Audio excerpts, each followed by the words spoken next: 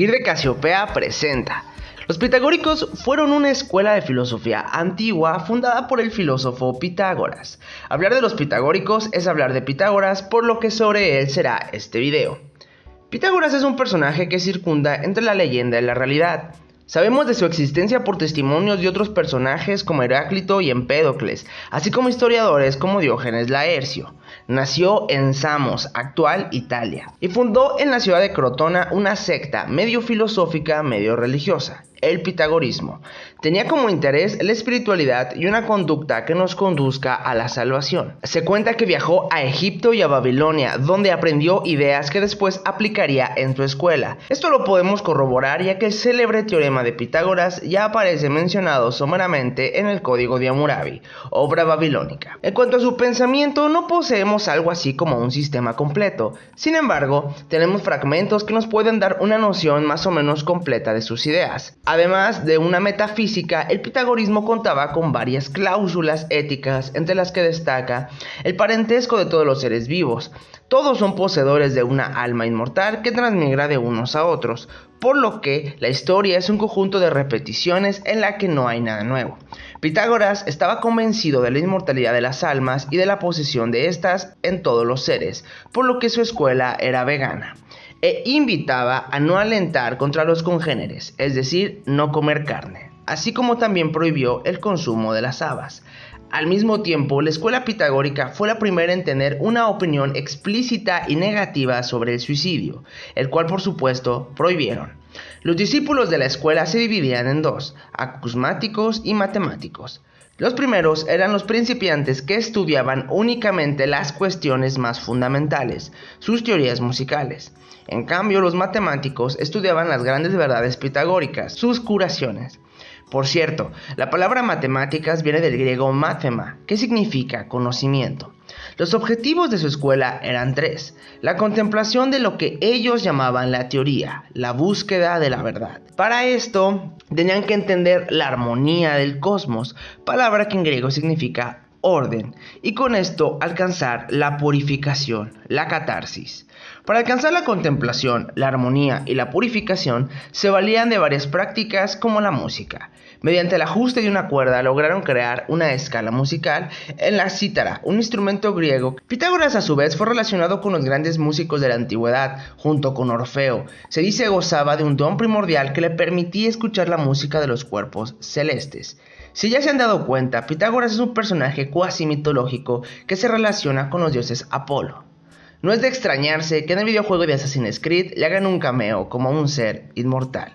Pero volviendo a la filosofía, Pitágoras a su vez pertenece al grupo de pensadores llamados los presocráticos, llamados así porque vivieron antes de la época de Sócrates, aunque en realidad son llamados así porque compartían un interés común, el arjé o primer principio.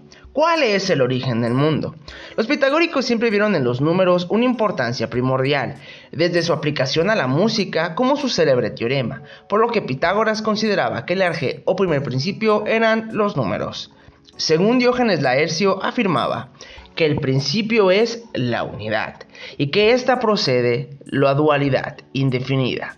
De los números provienen los puntos, de estos las líneas y de las líneas las figuras planas, de las figuras planas las sólidas y de esas los cuerpos sólidos, de los que constan los cuatro elementos: fuego, agua, tierra y aire, que trascienden y giran por todas las cosas y de ellos engendran el mundo animado, intelectual, esférico, que abraza en medio a la tierra también esférica y habitada en todo su alrededor. Si bien los números como primer principio pueden sonar extraño, analicemos un poco a Pitágoras. Los números eran como los dioses, puros y libres de cambios. ¿Cómo es que una unidad puede dejar de existir? Para Pitágoras, los números existían independientemente de los humanos. No son construcciones lógicas del pensamiento humano, idea que compartirá con el matemático Frege. Por otra parte, los objetos físicos estaban compuestos de propiedades geométricas, idea que René Descartes confirmará 1000 años después. Vaya, parece que Pitágoras no estaba tan perdido. Los números representan algo así como la forma que permanecía frente al cambio que experimenta el mundo físico, el cual, según la transmigración de las almas, era un mundo que se autorregulaba. Volviendo a los números, Pitágoras veía en ellos una mística. Contemplar los números perennes y eternos era como contemplar cierta divinidad, por lo que los números eran sagrados. Esta divinidad se expresaba en el Tetractis, una ecuación que expresaba la sagrada realidad de los números.